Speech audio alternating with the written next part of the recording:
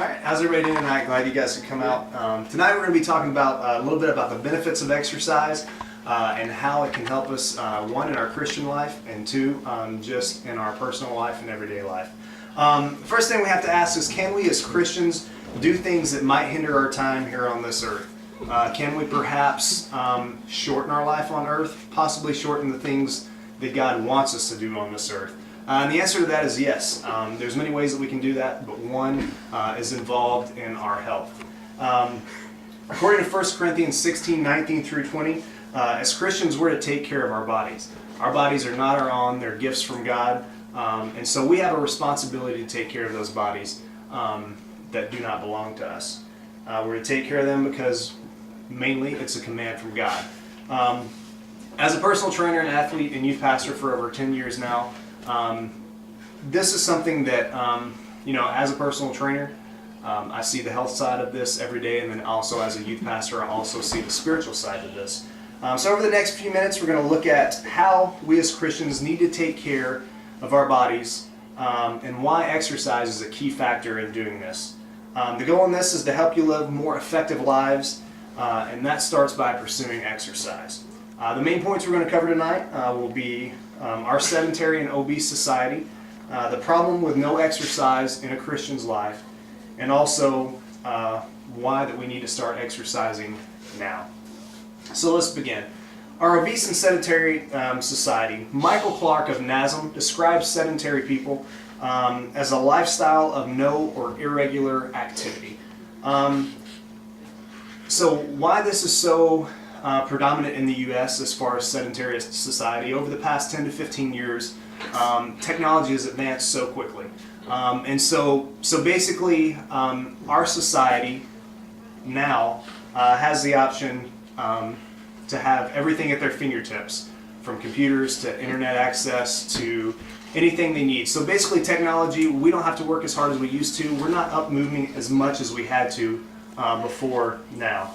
And that's a problem with the U.S. And NASM states that 54% of all U.S. adults do not partake in the recommended daily activities.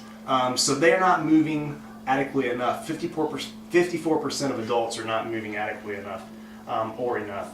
This is bad because sedentary society leads to a number of different things, from joint pain to arthritis to injuries when we actually do get out and play sports or do anything or exercise, to tears, to sprains, to all these things.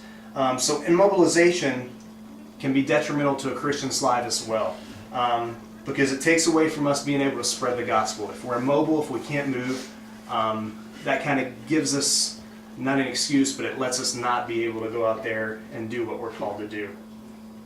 So when it comes to obesity, the numbers are not any better at all. Dan Witter's article in 2010 states that 1 in 3 adults in the U.S. are obese. This is a major concern with the future of health in the U.S. and the future of Christianity and what they can do in the U.S. Obesity is associated with a number of illnesses we all know, and it's only grown over the years quite substantially. So being overweight and being obese can also affect us in what we do in how we do God's will and what we can do in our calling and what we're supposed to do.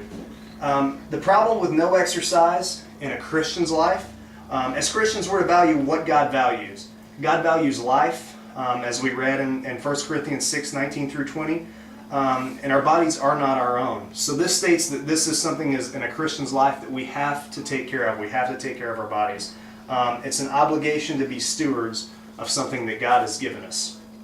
And as Christians, we have to be able to ensure we are able-bodied and we have strength to do the things that God has called us to do, whether it be in the mission field or whether it be in your everyday job. Luke 12:48 says, "Whoever has been given much, much will be required." And as we know, our body is a gift. Our life is a gift, so that's something that we've been given much of, and we have to take care of it. And much is required of us in order to take care of that. And exercise is one of the main things that we can do to take care of our body and prolong our life and help us to do God's will. So we have to start exercising now. We've all heard of the countless benefits of exercising, and the bottom line is exercise can be a great piece of the puzzle for accommodating treatments for stress, heart disease, and obesity. Lindsay Wahobit quotes Michael C. Rydell, which is a PhD, as stating, "Exercise is as important as diet and medication and needs to be valued as such."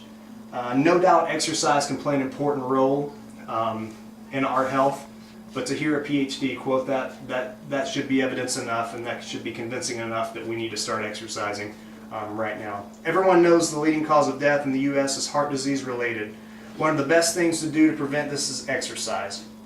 According to Francis M. Wise, exercise can reduce mortality by 20% and CHD, coronary heart disease, by 26%.